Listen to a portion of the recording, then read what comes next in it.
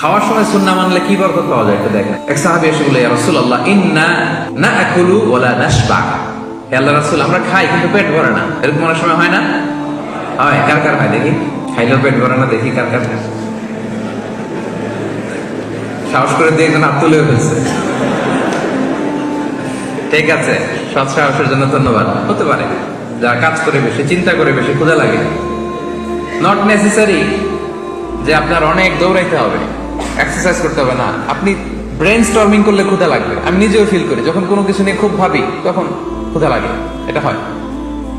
তো সাহাবীরা কি চিন্তা করেন, কি সিম্পলিস্টিক লাইফ লিড করতো। মনে যা আসছে নবীরে বলে ফেলছে, এ রাসূলুল্লাহ ইন্না নাআকুলু ওয়া লা নাশবা। রাসূল, আমরা খাই কিন্তু পেট ভরে না। পেট ভরে না কেন?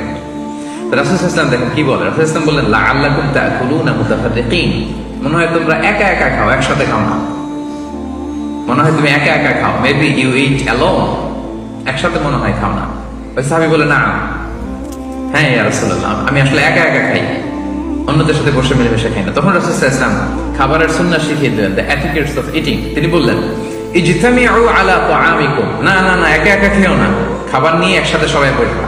ওয়াযকুরু ইসমাল্লাহি আলাইহি, খাওয়ার আগে বিসমিল্লাহ বলবা। ফাইন্নাহু ইউবারাকু ফি, তাহলে তোমাদের খাবারে বরকত ঢুকায় দেওয়া হবে।